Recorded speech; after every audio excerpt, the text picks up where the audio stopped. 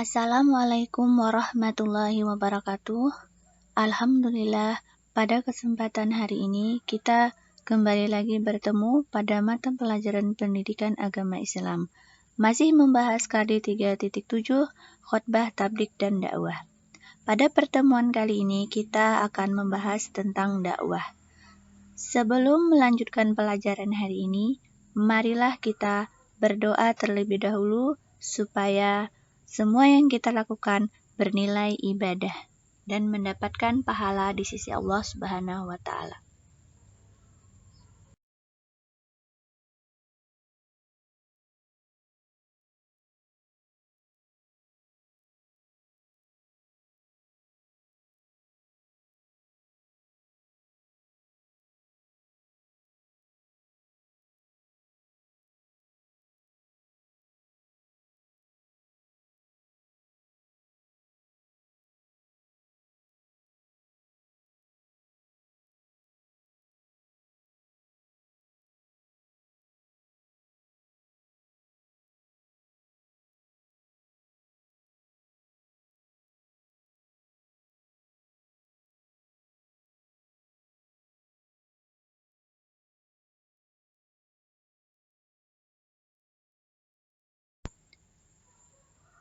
Pengertian dakwah.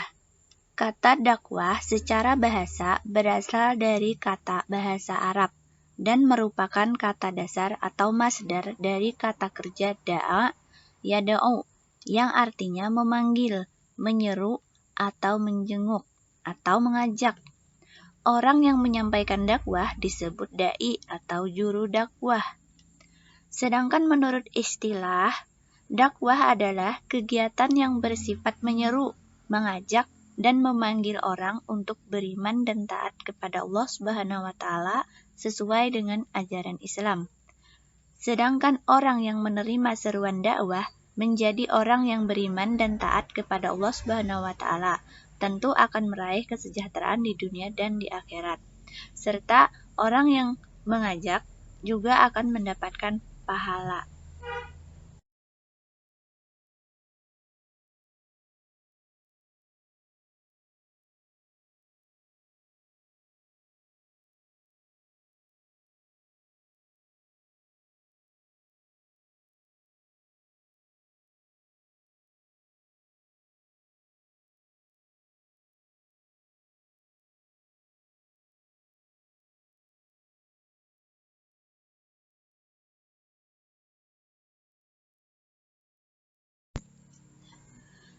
Sedangkan dakwah ini bisa dilakukan dengan lisan atau ucapan, bisa juga dengan tulisan, dan bisa juga dengan perbuatan.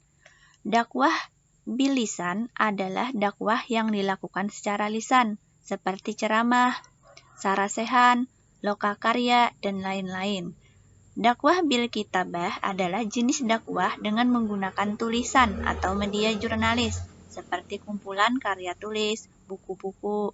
Jadi menggunakan dakwah mengajak orang itu dengan tulisan. Kemudian dakwah bilhal adalah jenis dakwah dengan menggunakan perbuatan atau uswatun hasanah dengan memberikan contoh, teladan. Jadi mengajak dengan memberikan contoh.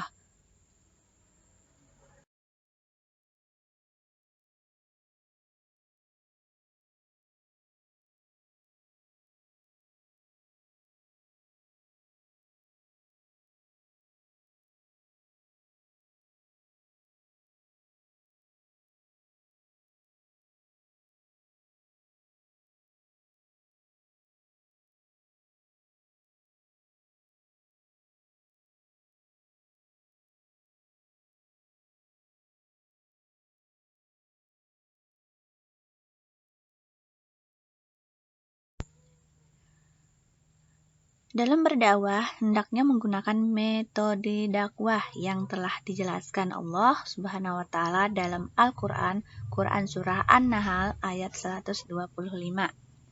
Ada 3 metode yang bisa dilakukan, yaitu pertama metode al-hikmah, kedua metode al-mau'izah al-hasanah, dan yang ketiga metode mujadalah bi allati hiya ahsan.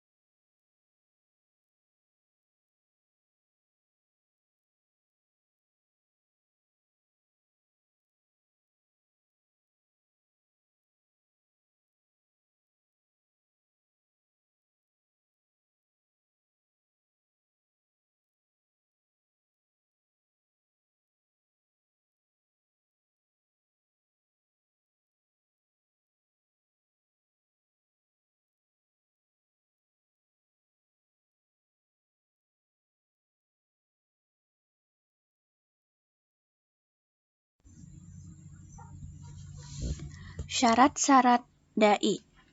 Dai ini adalah orang yang menyampaikan dakwah. Syarat-syarat dai. Pertama, dai bukan hanya orang yang mahir dalam berbicara, tetapi juga baik dalam akhlak dan perbuatannya sehari-hari. Jadi, bisa memberikan contoh dan teladan yang baik. 2.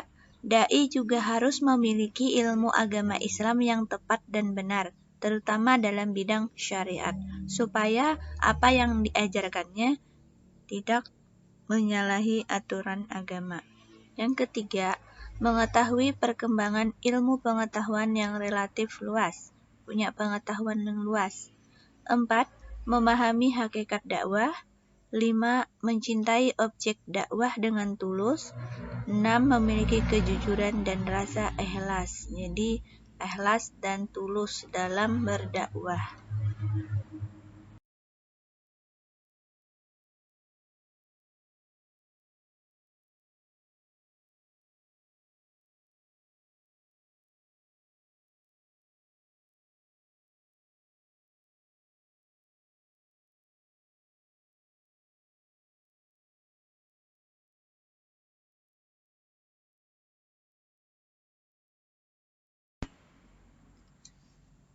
Terakhir, kesimpulannya, dari 3 materi yang telah kita pelajari tadi, yaitu dari khotbah, tabligh, dan dakwah, itu ada persamaan dan perbedaannya. Persamaannya, sama-sama menyampaikan sesuatu yang benar dalam ajaran Islam kepada sekelompok orang atau khalayak. Jadi, sama-sama menyampaikan. Kemudian yang perbedaannya, kalau khotbah, itu adalah gabungan dari dakwah dan tabligh.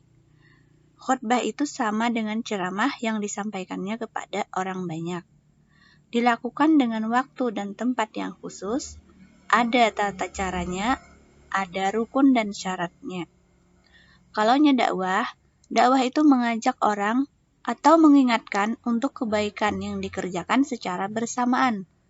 Dapat dilakukan di mana saja, fleksibel, dai jika yang melakukannya laki-laki, dan daiyah jika yang melakukannya perempuan. Jadi beda penyebutannya. Kalau dai untuk laki-laki, kalau daiyah untuk perempuan. Tanpa ada tata cara khusus dalam pelaksanaannya. Sedangkan tabligh itu menyampaikan apa yang ia ketahui tanpa melakukannya secara bersamaan. Jadi kalau dakwah tadi mengajak artinya bersama-sama. Kalau tabligh hanya menyampaikan apa yang ia ketahui tanpa melakukannya secara bersamaan. Dapat dilakukan secara kreatif dan inovatif disesuaikan dengan zaman. Yang menyampaikannya jika laki-laki disebut mubaligh dan jika perempuan disebut mubalighah. Kemudian tidak ada tata cara rukun tertentu dalam pelaksanaannya. Waktunya bebas dan semua orang dapat melakukannya. Jadi itulah kesimpulan dari materi kita KD 3.7 tentang tabligh, khotbah, dan dakwah.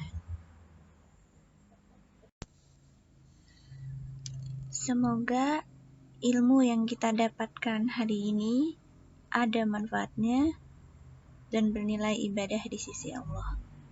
Akhir kata, wassalamualaikum warahmatullahi wabarakatuh.